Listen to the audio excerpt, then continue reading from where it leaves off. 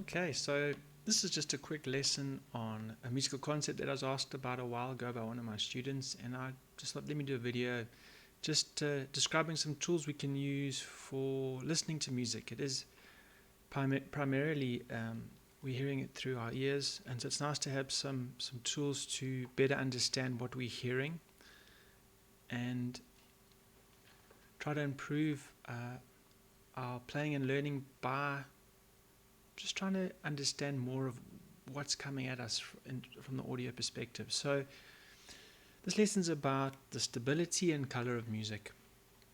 Now, if we look at a chord like the D major chord, which most guitarists learn early on, it's a very popular chord and it's got a very stable sound. So if we strum from the fourth string down, you get this very rich, stable sound.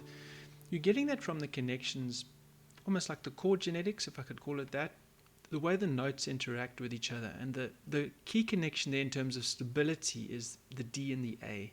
The D and the A form a very stable base on which to place more notes. The color in the D is actually this F sharp or G flat as it's written there on the fretboard. So here's your color and here is your stability, the root note, the D, the A, and the D. You're doubling the D, which creates a greater sense of stability.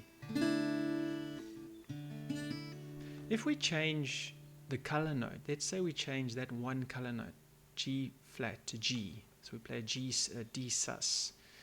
This is what happens. You hear that change in color?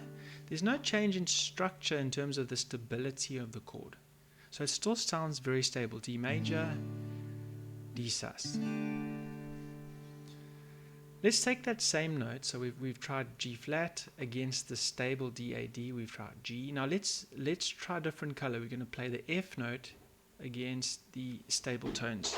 So that is the D minor chord. You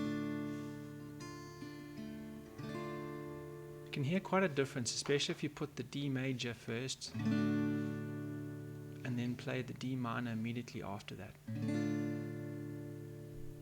Still very stable, it's just a slightly darker color.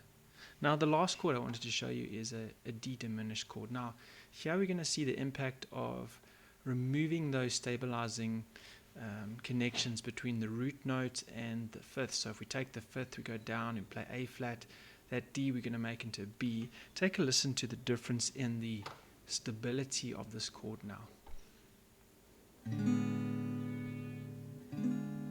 Now if you were to compare that to a D major, here's a D major, and now I'll go to the D diminished.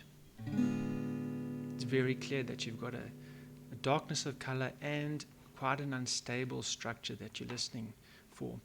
Take a bit of time and listen to the music you really enjoy, and try and see if you can pick out the two elements, the stability, or non-stability. Non-stability with chords is a good thing. It creates this great potential for movement. We want movement to have music to have a sense of movement, and we get that from destabilizing chords and creating this strong pull to move to areas of resolution. And color can be very complex. You can have many color notes within a chord, not just one as I've shown you here. You might have 3 or 4 or 5 different notes working alongside either a stable structure or an unstable structure. So take a bit of time and do some listening and enjoy.